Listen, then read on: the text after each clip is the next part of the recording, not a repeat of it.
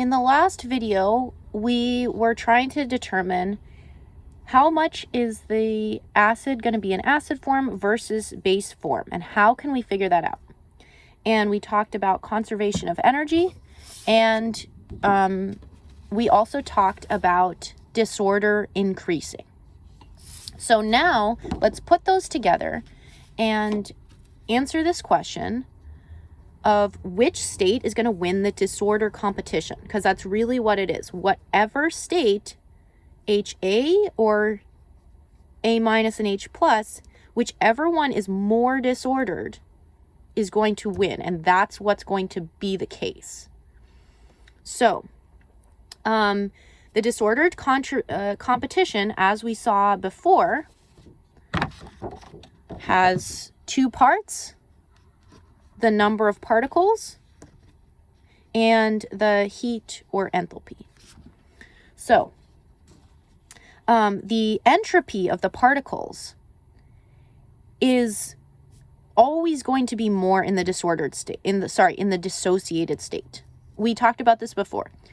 If there's more particles, there's more arrangements. So this is just going to have more entropy. So from the standpoint of entropy, the disordered state always wins the disordered competition. So that's kind of a good thing, because that just always wins. It doesn't matter what the molecule is. That's not really going to affect the pKa. We don't have to use that when we're comparing different molecules, because the disordered state just always wins on the entropy front. Which means that the dissociated state always wins on the disorder front, on the entropy front. Which means that enthalpy is the only thing that really is going to vary, and this is what's going to determine whether or not it dissociates. So this actually makes it simple, because this enthalpy is really going to be the deciding factor. This is what you need to determine to answer our question. So in this case, the associated state had way more enthalpy, and this one just had a little bit. The molecules are barely moving after they dissociate. So in this case, there's way more enthalpy than there is on the associated than the dissociated. So you would just have to compare them. How much is the entropy versus the enthalpy? And I'm not going into how to actually determine those empirically or given data with numbers, but I'm just conceptually showing you what you're doing. So the entropy, say the entropy favors the dissociated state with X amount, and the enthalpy, I've just shown it here versus here, the enthalpy favors the associated state with 4X amount, then we would end up in the associated state, because overall this increases disorder more. So when you're asking which way will the reaction go, once the reaction reaches equilibrium, at any given time, you'll find a higher concentration of HA proportionate to the difference in enthalpy minus the difference in entropy, which is this amount, 3X. So 3X more HA, then you will find A minus and H plus, which I did not accurately show. That would be more accurate. But hopefully you get the general idea of how we're making these decisions.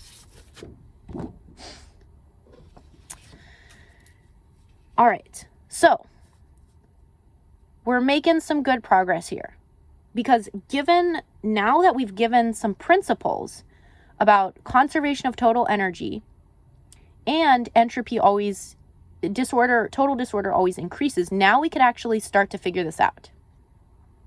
So here we have a dissociation where the enthalpy, the heat, is getting bigger. Okay, there's more enthalpy, there's more heat. Remember, this is movement energy. Okay, and you can't get it out of nowhere. If there's more heat energy here, there has to be less of some other type of energy, right? Because conservation of energy, you can't just make this heat energy out of nothing. So the enthalpy of this state plus the potential energy of this state has to equal the enthalpy plus the potential energy. The total energy of both sides have to be equal, right? So in this case, the enthalpy is increasing, which must mean that the potential energy is decreasing. There had to be tons of potential energy in these bonds. That is now less. So as a summary, between the beginning and the end, our enthalpy increased, and our potential energy had to decrease the exact same amount because conservation of energy. We do have more particles over here. So our entropy also increased because we have more possibilities here for how to arrange them. So now we can start to put the pieces together. So the more the potential energy goes down, the more the enthalpy can increase. So the more you lose potential energy, you have to turn that into something. So you turn it into a disordered form of energy. So when you lose potential energy, which is very orderly, and turn it into potential energy, which is disorderly, then the reaction favors the disordered state because we like disorderly things. The universe tends towards disorderly things. So when you give up the potential energy, which is neat and orderly, you turn it into kinetic energy, which is like crazy town, then this is more likely to happen. So if the reaction is favoring the disordered state, then it is a strong acid. It's good at getting rid of those protons. So in this case, it's releasing the protons, it's becoming dissociated. So this is a strong acid. In this one, it's a weak acid because it can't dissociate. So this strong acid means that in order for it to be over here, it has to have more enthalpy. These have to be moving a lot, which means it has to have low potential energy because we had to give up something to get that enthalpy. So that means when the reaction favors the disordered state, that means our potential energy has to be really low over here. And we are going to go into the next video in depth on understanding what does it mean for potential energy to be low. Why would, what do we mean by stable or low energy? Okay, so anyway, we are making good progress and I will see you in the next video.